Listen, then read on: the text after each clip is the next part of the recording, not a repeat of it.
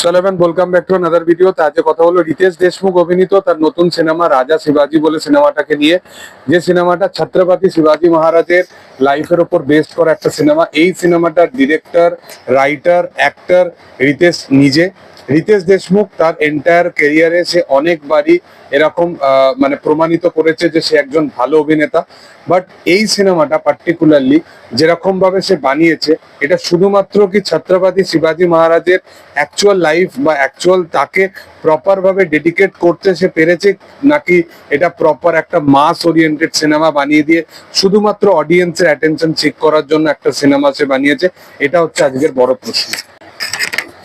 দেখো, এই সিনেমার কিছু কিছু জিনিস আছে যেগুলো অবশ্যই আমার পজিটিভ পয়েন্ট লেগেছে, যার মধ্যে অন্যতম হচ্ছে রিতেশ দেশমুখ এই সিনেমায় যেরকম ভাবে থ্রু আউট শিবাজি মহারাজের ক্যারেক্টার সে পোর্ট্রে করেছে। আমি বলবো যে প্রথমত তো এই সিনেমার কাস্টিং ভুল হয়েছে, কারণ তাকে কোনো দিক থেকে শিবাজি মহারাজ হিসাবে বা ছত্রপতি শিবাজি মহারাজ হিসাবে মানাচ্ছে না, এটা একদম সত্য কথা। সেটা টিজার লেভেলে হোক বা ট্রেলার লেভেলে হোক। বাট এই সিনেমাটায় পার্টিকুলারলি অনেক এরকম সিন আছে যেগুলো অ্যাকচুয়ালি গুজবাম্পস ক্রিয়েট করে, যেখানে রিতেশ যেহেতু ভালো পারফর্মার সেহেতু সেই সিনগুলোকে প্রপার ভাবে জাস্টিফাই করে। এছাড়া এই সিনেমার মধ্যে কিছু অ্যাঙ্গেল আছে যেখানে এই সিনেমার শিবাজি মহারাজের পাশাপাশি মানে শিবাজি মহারাজের তার এন্টায়ার লাইফ যদি দেখানো হয়, তাহলে একটা সিনেমায় সেটা গল্প নির্ধারণ করা কখনো সম্ভাব্য নয়, কারণ সেটা একটা বিশাল বড় ওয়েব সিরিজে পরিণত হবে। বাট তার লাইফের কিছু কিছু ইভেন্ট আছে যেগুলো এই সিনেমার মধ্যে ইনক্লুড করা আছে, যার মধ্যে কিছু কিছু বিষয় আছে যেগুলো একদমই পলিটিক্যাল ড্রামা ওয়েতে সিনেমার মধ্যে মেনশন করা আছে, সেইগুলো কিন্তু একদম প্রপার ভাবে ইউটিলাইজ করা হয়। এই সিনেমাটা ভিজুয়ালি খুবই বাজে একটা ভিজুয়াল, মানে একদমই ক্রিঞ্জ লেভেলের ভিজুয়াল। বাট তারপরেও কিছু কিছু অ্যাঙ্গেল আছে যেখানে কিন্তু অ্যাকচুয়ালি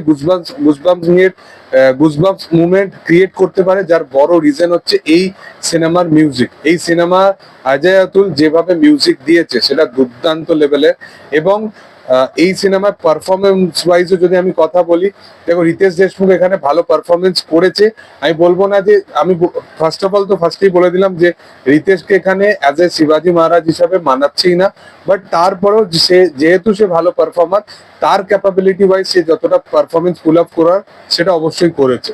এটার পাশাপাশি অভিষেক বচ্চন, সঞ্জয় দত্ত, তারা যেরকম ক্যারেক্টার পেয়েছে সেই ওয়াইজ তারা ভালোভাবে প্লে করেছে। বাট তার চেয়েও অনেক রিয়েল মারাঠা ক্যারেক্টার আছে যাদেরকে এই সিনেমায় কাস্টিং করা হয়েছে, তারা কিন্তু দুর্দান্ত ভাবে ক্যারেক্টার প্লে করেছে।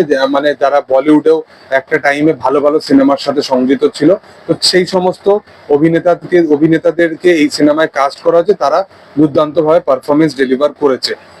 যার মধ্যে অবশ্যই সঞ্জয় মঞ্জরেকর আছে, রেবতী আছে। তো এইরকম ভালো ভালো অ্যাক্টর অ্যাক্ট্রেসরা এই সিনেমার মধ্যে সংযুক্ত আছে। এছাড়াও যদি আমি এই সিনেমার আমি আলটিমেট মাস মুভমেন্ট ছাড়া এবং ক্যামিওস বাদ দিয়ে যদি পার্টিকুলার এই সিনেমার আর যদি কোনো পজিটিভ অ্যাঙ্গেল নিয়ে কথা বলি, তাহলে মানে এই সিনেমার পার্টিকুলার আর কোনো পজিটিভ পয়েন্টের দিকে নজর পড়ে না।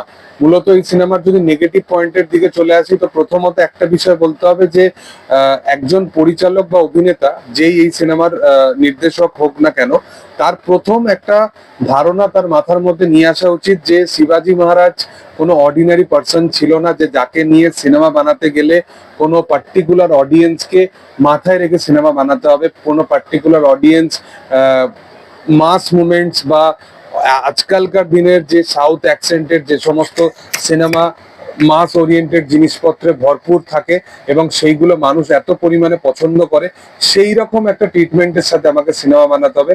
এইরকম বিষয় বা এরকম মেন্টালিটির সাথে আমার মনে হয় যে সিনেমাটা বানানোই উচিত হয়নি, কারণ শিবাজি মহারাজ কোনো অর্ডিনারি পার্সন নয়, আমি আবারও বলছি।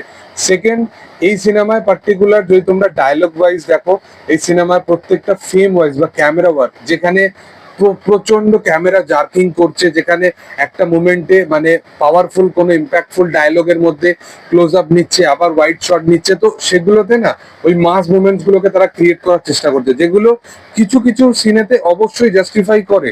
বাট থ্রু আউট সিনেমার মধ্যে এখানে মাল্টিপল টাইম এই জিনিসগুলোর ওপর বেশি ফোকাস করা হয়েছে, যেটা অবশ্যই দেখতে বিশালভাবে ক্রিঞ্জ লাগে। এর পাশাপাশি সিনেমাটা ভিজুয়ালি ভীষণ ভীষণ খারাপ।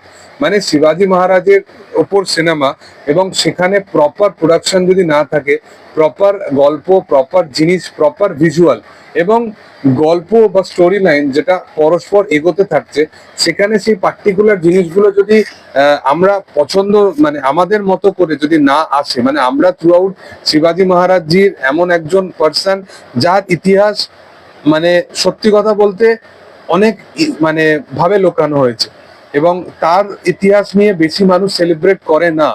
এবং আজকের দিনে দাঁড়িয়ে এই রকম একটা পার্টিকুলার পার্সনের উপর সিনেমা বানানো মানে বিশাল বড় একটা মানে ব্যাগেজ, এবং সেটাকে প্রপার ভাবে জাস্টিফাই করা আমার মনে হয় যে সেটা অবশ্যই দরকার ছিল। এবং শিবাজি মহারাজজিকে নিয়ে সিনেমা বানানোর আমার মনে হয় তার লাইফ বা তাকে নিয়ে সিনেমা আরো বেটার কিছু ডেলিভার করার ডিজার্ভ করে। মানে এই সিনেমাটা পার্টিকুলার সেই অ্যাঙ্গেলটা টাচ করতে পারে না, এবং আমার মনে হয় যে এই সিনেমাটা পার্টিকুলারলি একটা ভালো সিনেমা হিসাবে তো কখনোই আমি বলবো না, বাট ওয়ান টাইম ওয়াচেবল একটা সিনেমা, যেহেতু মানুষটাই একজন এমন যাকে নিয়ে সিনেমাটা বানানো হয়েছে।